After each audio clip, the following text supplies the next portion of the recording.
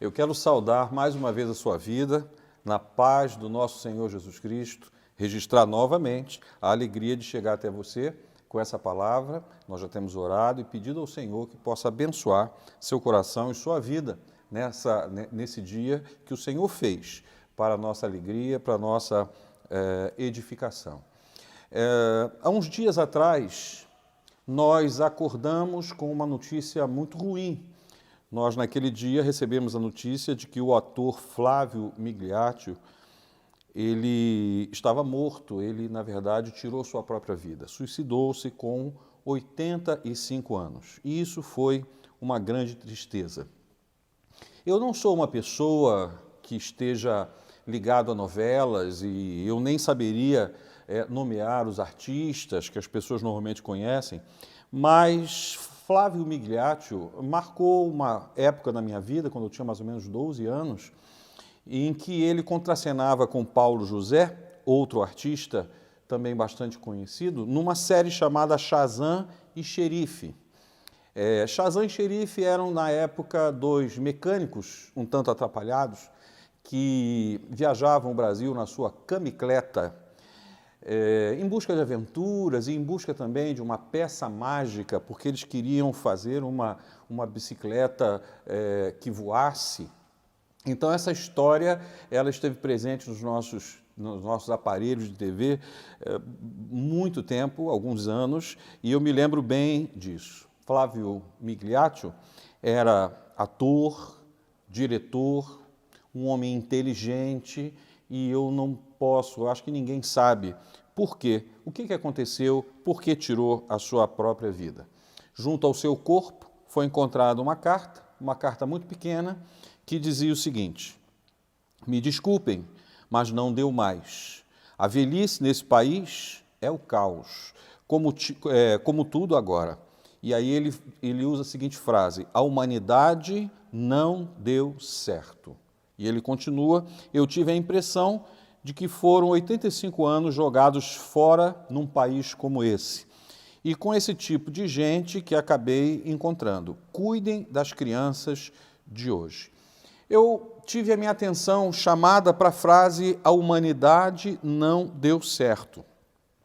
E essa frase acabou se tornando parte de uma reflexão onde eu comecei a imaginar sobre o plano de Deus, o plano perfeito de Deus para uma humanidade que não deu certo. É sobre esse tema que eu quero refletir junto com você. O plano perfeito de Deus para uma humanidade que, como Flávio Migliaccio registrou, não deu certo. O texto que eu proponho que leiamos está em Lucas, capítulo 19, versículo 10. Porque o Filho do Homem veio buscar e salvar o perdido. Esse texto encerra um registro feito por Lucas da história de um homem chamado Zaqueu. Zaqueu era um maioral, era um publicano. Publicano eram aqueles que cobravam impostos em Israel e os transferiam para o Império Romano, mas ele era o maioral dos publicanos, ou seja, ele era responsável pela cobrança de impostos numa determinada região. E ele tinha subordinados, outros publicanos que trabalhavam sob as suas ordens. Como maioral, como publicano e como maioral, Zaqueu tinha oportunidade para enriquecer às custas dos outros. Certamente ele estava envolvido num esquema de corrupção, um esquema de dentro do qual ele não conseguiria sair facilmente, porque não somente ele recebia dinheiro, com certeza, mas pessoas que estavam acima dele e abaixo dele, era uma engrenagem de dentro da qual ele teria muita dificuldade de sair. Ele era corrupto, era parte de um sistema corrupto, e um sistema que oprimia as pessoas da sua própria terra, seus conterrâneos. E em razão disso, ele era desprezado. Era desprezado tanto pela população, tanto pelo povo, como também pela religião da sua região, da sua época. Ele era um homem rico, mas era marginalizado. E por causa disso vivia sozinho. Então, apesar de rico, eu posso sem medo dizer que Zaqueu era alguém que não deu certo. Mas foi para este Zaqueu que Jesus disse que veio buscar e salvar o perdido. Então, há um plano para uma humanidade que não deu certo. Flávio Migliaccio, ele fez certamente uma análise da sociedade, ele diagnosticou esta sociedade, mas ele não incluiu nesse trabalho uma análise de si mesmo. Então, decepcionado, certamente esse foi um fator importante, ele tirou sua própria vida. Mas há um plano da parte de Deus. E eu quero conversar com você um pouco a respeito desse plano. O plano perfeito de Deus começa em que ponto? Começa com a conscientização do pecador a respeito da sua verdadeira condição de pecador.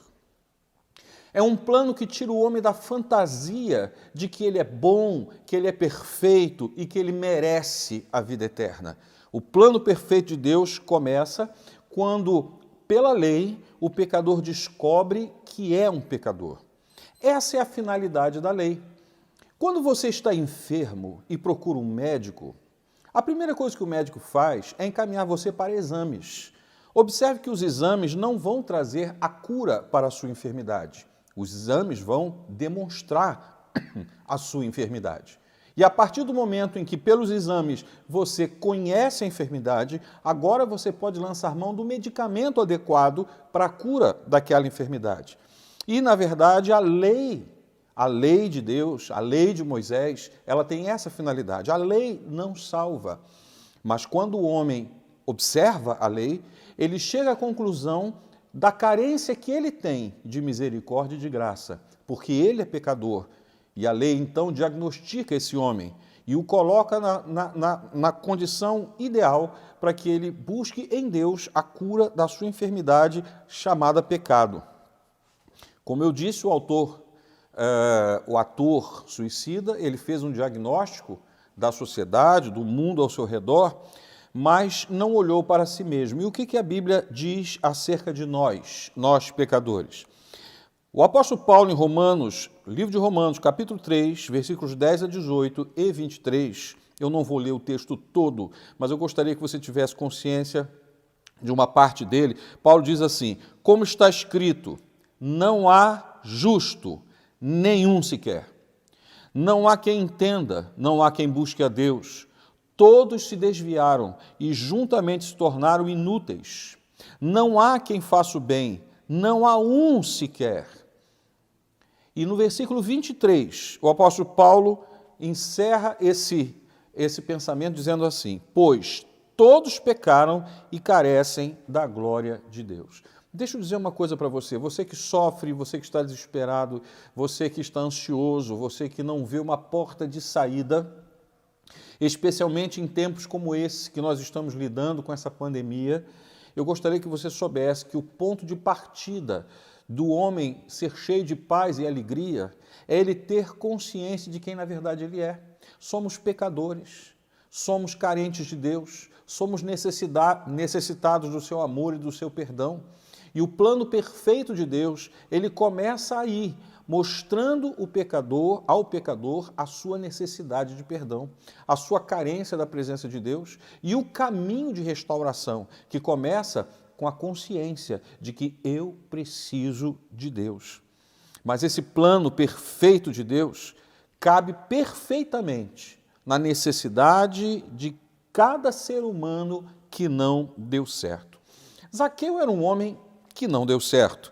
Ele vivia sozinho, ele poderia ser avaliado como alguém bem-sucedido porque tinha dinheiro, mas a solidão é muito cruel. A não aceitação no templo ou na sociedade, nos meios sociais, ela é muito cruel. E era assim que Zaqueu vivia. Mas a Bíblia registra também uma mulher adúltera que foi surpreendida no seu pecado e foi encaminhada para apedrejamento. Uma mulher também que não deu certo no seu casamento, na sua vida. Jesus olha para as pessoas em geral e vê nelas uma multidão como ovelhas, perdidas, que andam de um lado para o outro como ovelhas sem pastor.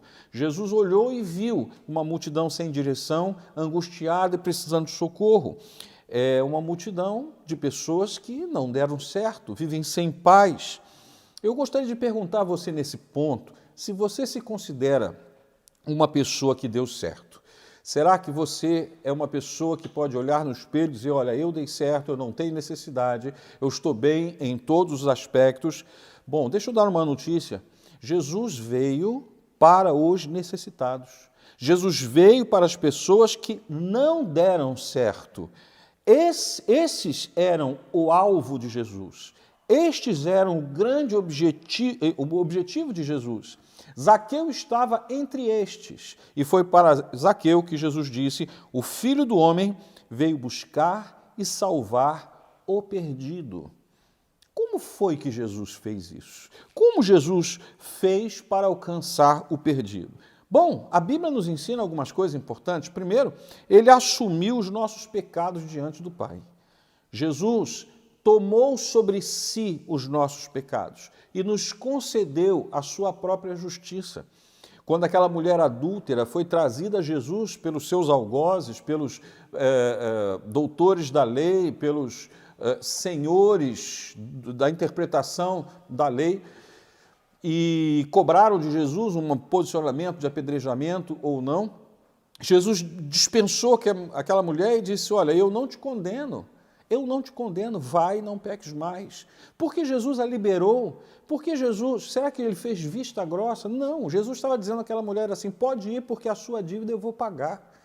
Você pode ir porque essa dívida diante do Pai eu vou assumir e vou quitar de modo que você esteja livre.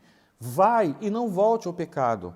E isso que aconteceu passa a ser responsabilidade minha. Jesus fez assim com aquela mulher e Jesus fez assim querendo alcançar você também. Nossos pecados estão sobre Cristo e quando os nossos pecados foram lançados sobre Ele, Jesus foi à cruz do Calvário e nela morreu. Ali a nossa dívida foi então quitada. Todos os pecadores do Antigo Testamento, até o último homem que ainda nascerá antes da volta de Jesus, todos os pecados foram lançados sobre Jesus e a dívida de todos aqueles que creram e se arrependeram foi quitada. Não há mais acusação. Paulo nos diz isso em Romanos capítulo 8, não há mais condenação para os que estão em Cristo Jesus. Jesus morreu por Zaqueu, Jesus morreu por você, Jesus morreu por mim também. Ao terceiro dia, depois de morto na cruz, Jesus ressuscitou. E quando ressuscitou, ele venceu a morte e o seu poder. Ele destruiu os tentáculos da morte que nos envolviam de modo que não podíamos escapar dela. Mas agora Jesus nos diz que nele ressuscitaremos, viveremos para sempre. Essa é a grande mensagem do Evangelho. Então observe que Jesus Cristo assumiu nossos pecados e ele fez isso para alcançar você e ele também morreu em nosso lugar, morreu no seu lugar e ele ressuscitou, garantindo a cada um de nós que nele teremos vida e vida com abundância, vida eterna. Mas há mais uma coisa que Jesus fez, ele enviou o Espírito Santo para que esta mensagem, para que esse plano belíssimo e perfeito fosse contado para você. Estamos hoje aqui, dirigidos pelo Espírito Santo, por vontade do Espírito Santo, para comunicar a você aquilo que Jesus fez. E isto está sendo feito para que haja fé no seu coração e você creia, e você receba também a vida eterna. Então veja, o plano perfeito de Deus não é para outra pessoa, é para você. O plano perfeito de Deus tem o objetivo de alcançar a sua vida e a vida da sua família. Deixa eu te fazer uma pergunta antes que nós caminhemos para o encerramento desse nosso encontro. Por que a humanidade não deu certo? O ator, agora falecido, afirmou que a humanidade não deu certo. Mas será que ele soube em algum momento o porquê disso? E o porquê a humanidade não deu certo está registrado em Gênesis capítulo 3, quando depois de formar um jardim perfeito e cercar o homem de delícias, de paz, de alegrias e de vida, o homem resolve pecar contra Deus. O homem resolve declarar sua autonomia, declarar sua independência do Criador e viver sua própria vida. Ele desafia Deus, obedecendo a sua vontade. Ele se lança numa vida particular, independente, e agora o resultado disso é sofrimento, é morte, é humilhação. Então, se a humanidade não deu certo, ela não deu certo não é por culpa de Deus, mas por culpa da própria humanidade, de cada homem, de cada mulher, que pecam, são pecadores e desafiam a autoridade e o governo, o poder de Deus. Isso está escrito, você pode abrir sua Bíblia em Gênesis 3, você verá toda a história lá. E agora que pecamos e herdamos a pecaminosidade dos nossos pais, e a partir de então praticamos os nossos próprios pecados, e então estamos na mesma condenação, a pergunta é: o que fazer agora? Será que vamos sair pela porta dos fundos? Será que vamos dar cabo da nossa vida? Será que vamos nos lançar em vícios, nos lançar em loucuras, nos lançar em pornografia, nos lançar em todo tipo de pecado, tentando acalmar uma voz dentro de mim que é angustiosa, porque ela procura paz e não encontra? O que vamos fazer agora? Eu trouxe para você um versículo que está escrito no livro de Deuteronômio, capítulo 30, versículo 19, quando a Bíblia diz assim: hoje, diz o Senhor, tomo o céu e a terra por testemunhas contra vocês, que lhes propus vida e morte, bênção e maldição. Escolham, pois, a vida, para que vivam vocês e os seus descendentes. Escolha a vida para que você viva e os seus filhos e netos também vivam nela. E essa vida está em Jesus Cristo. A bênção prometida pelo Pai está em Jesus Cristo. Você não precisa se desesperar. O que você precisa é se arrepender. O que você precisa é entender que, como pecador, você não pode solucionar essa vida que você tem. Não pode solucionar os problemas que cercam você. E sair desta vida pela porta dos fundos não é a saída, melhor saída e nem a saída estabelecida por Deus. O caminho é a cruz. O caminho não é a morte. O caminho é a cruz. E na cruz, a morte de Cristo, ela gera vida em mim. E essa é a proposta de Deus. Deus é amor. E o plano de Deus é salvar a sua vida do pecado e também das consequências eternas desse pecado. Por isso Jesus assumiu a minha dívida e a quitou com a sua morte. Sabe o que você encontra na cruz? Jesus encontrou sofrimento, vergonha e muita agonia. Mas sabe o que você encontra quando vai pela fé à cruz do Calvário? Você encontra misericórdia e através dela o perdão. E você encontra graça. A graça traz o suprimento que você precisa para viver uma vida vitoriosa. E essa é a vontade de Deus, que você viva uma nova história, uma grande história, a história de alguém que deu certo. Alguém que vive entre muitos que não deram certo, mas que deu certo porque foi guiado pelo sumo pastor, que é o Senhor da sua vida. Eu quero ainda perguntar, o que é que falta para você manifestar sua fé nesse momento? Se estas palavras encontraram pouso no seu coração, se elas encontraram lugar no seu coração, por que não agora, aí na sua casa, aí onde você estiver, você manifeste a sua fé em Deus? Por que não agora você possa manifestar a sua fé em Deus? Podemos orar sobre isso.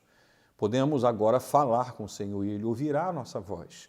E se fizermos isso com o coração sincero, Ele responderá ainda hoje a sua oração e a minha oração. Eu quero convidar você nesse momento para que oremos ao nosso Deus. Senhor, eu quero colocar essa vida preciosa que está diante dessa tela, diante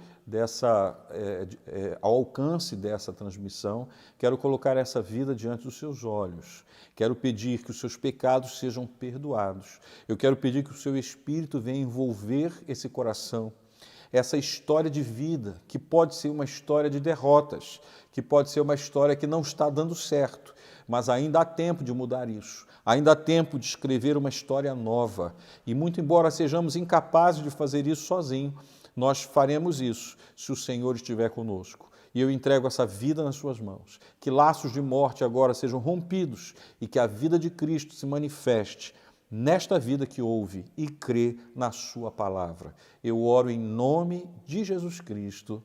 Amém e amém. Que Deus abençoe sua vida rica e abundantemente. Foi uma grande alegria estar com você. Deus abençoe sua vida.